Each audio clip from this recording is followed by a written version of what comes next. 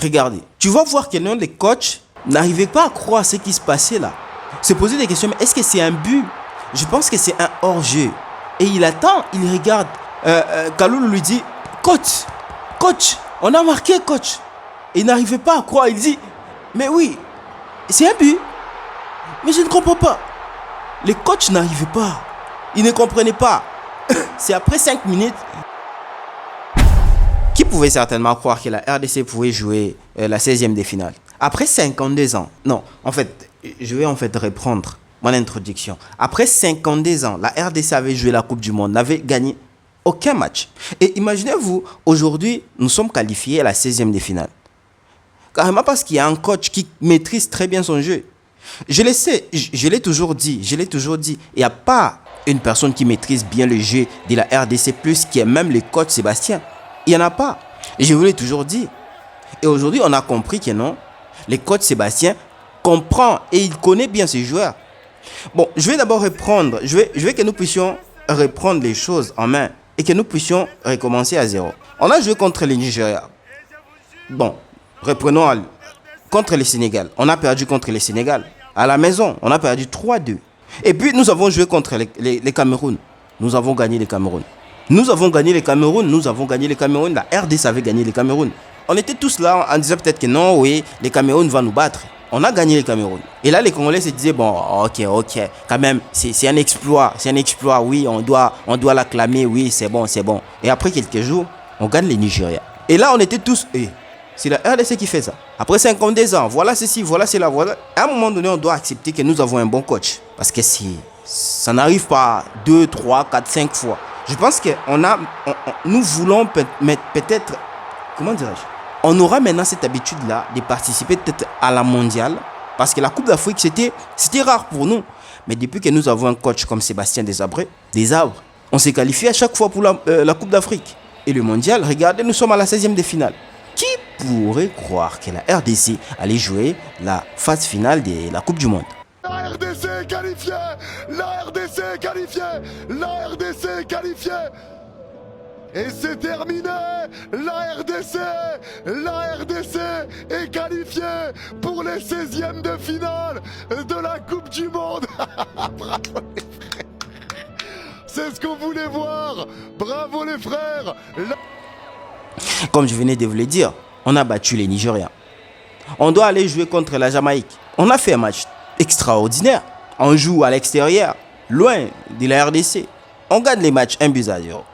On vient contre le Portugal. Le coach Sébastien a pris son temps pour comprendre les jeux. Il a dit, je fais ma sélection. Vous savez, on était tous là. Mais pourquoi le coach a fait ça? Pourquoi? Moi, je me suis dit, mais c'est lui le coach. Laissez-lui faire son choix. Il y a là combien de temps on n'a pas participé à la Coupe du Monde? Laissez-lui faire son choix. Et on a vu que nous avons des joueurs, nous avons des très bons joueurs. Et Mboukou qui nous a montré un jeu que nous n'avons jamais vu. Sipenga, qui moi je disais, bon, donnez cette chance à Sipenga, à Meshak Elia. Et j'ai compris une chose. On a joué contre la Colombie et le Portugal, mes amis. Il ne faut pas oublier. Jouer contre la Colombie, c'est comme jouer contre le Brésil. La Colombie a une équipe qui bat certainement le Brésil. La Colombie a gagné le Brésil plus de 2 fois. La Colombie a gagné l'Uruguay. La Colombie a gagné l'Argentine. La Colombie, ce n'est pas une équipe à blaguer. Vous allez même voir que le Portugal n'a pas pu résister. Ils ont fait match nul. Et la Colombie, c'est la première équipe à se qualifier dans notre poule. Et à un moment donné, on doit l'accepter. On a vu, certainement, on a des joueurs. Mais il faut savoir les utiliser. Il ne faut pas donner la chance à tout le monde. Il ne faut pas donner la chance n'importe comment. Il faut savoir quand mettre Théo. Il faut savoir quand mettre Maëlé.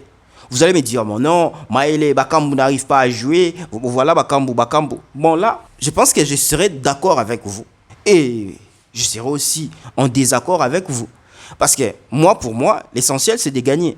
L'essentiel est de voir les beaux jeux. Aujourd'hui, la RDC a un buteur, Yohan Wissa. Mais moi, je me disais dans ma tête, Wissa n'arrive pas à jouer. Il faudrait quand même... mais on a vu les résultats à la fin. Donc, à un moment donné, il faut comprendre que non, c'est le coach qui a les derniers choix.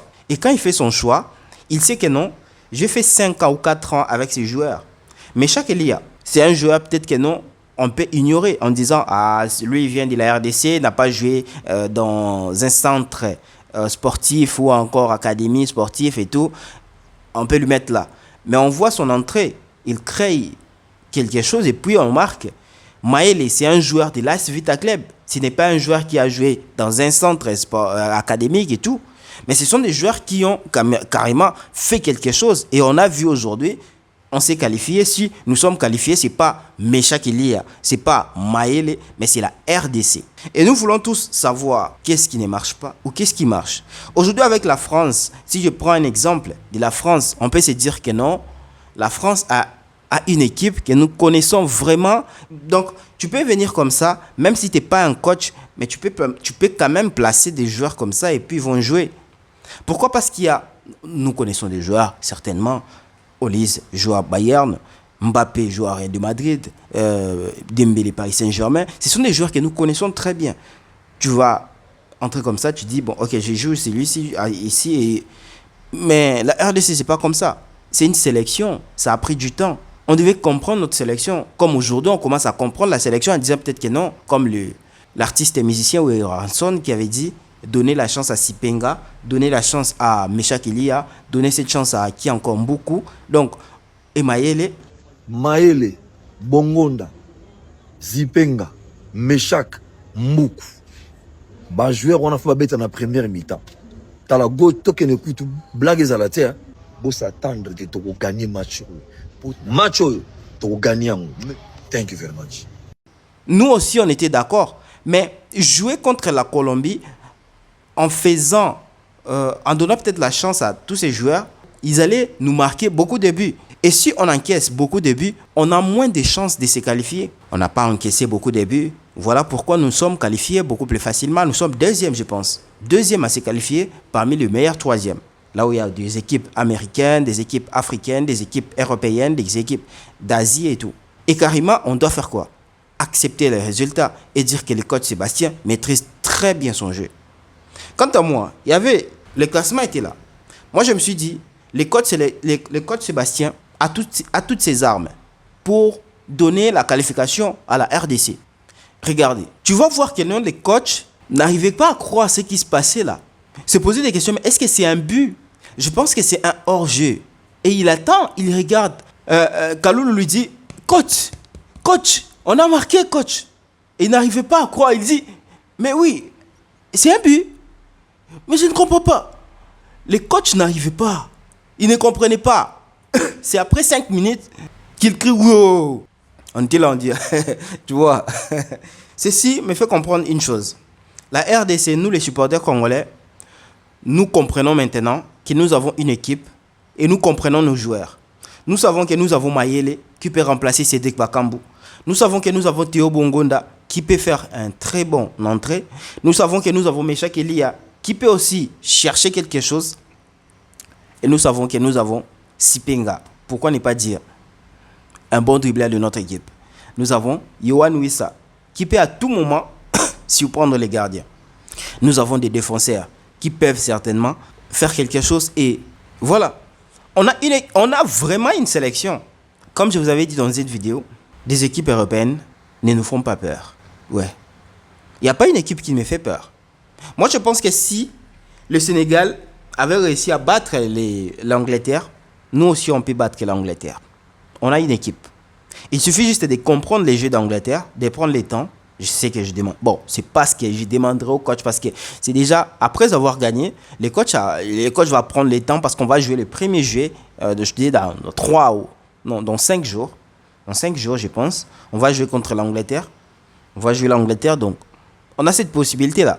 On a cette possibilité de se qualifier, de faire aussi, pour la première fois, de jouer la 8e de finale et d'éliminer l'Angleterre. C'est possible.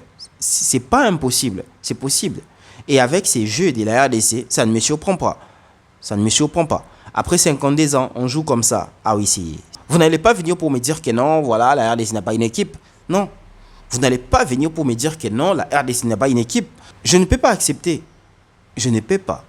Alors, on se voit à la prochaine. Dites-moi dans les commentaires qu'est-ce que vous en pensez. Le match entre la RDC et l'Ouzbékistan, ça a été? Ou le coach Sébastien, il a été tué? Ou il doit reprendre encore cette sélection contre l'Angleterre? Ou dites-moi ce que vous en pensez en fait. Vous devez être libre. Comme je l'ai toujours dit, grâce à vos commentaires, nous en faisons aussi des vidéos. Donc c'est grâce à vous que nous sommes là et nous partageons des vidéos à chaque fois. Et nous allons aussi analyser d'autres équipes africaines qui ont réussi à se qualifier. Nous avons 9 équipes qui sont qualifiées sur les 10, à part la Tunisie, qui n'ont pas fait la fierté de l'Afrique, certainement. Il y a des problèmes dans le pays. Bon, on s'affiche. Pourquoi? Parce qu'il y a déjà 10 équipes sur 100%. Nous sommes au moins 90% à se qualifier. Donc, c'est un très bon résultat pour l'Afrique. Et là, on montre déjà que non, c'est possible pour nous de remporter la Coupe du Monde. Et pourquoi pas cette année?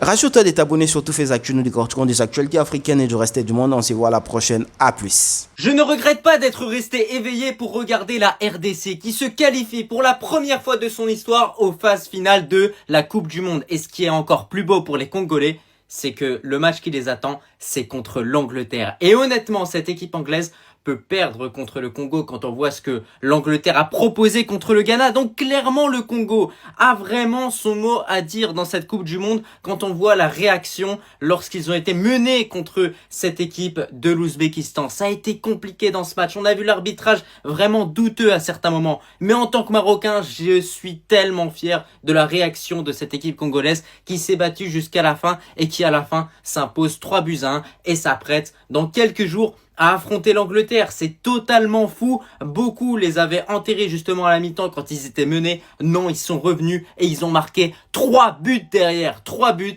Franchement, cette équipe m'a fait rêver et je pense qu'elle va continuer de nous faire rêver au cours de ce mondial. Bravo à tous les Congolais pour cette victoire. Bravo à l'ensemble des joueurs surtout.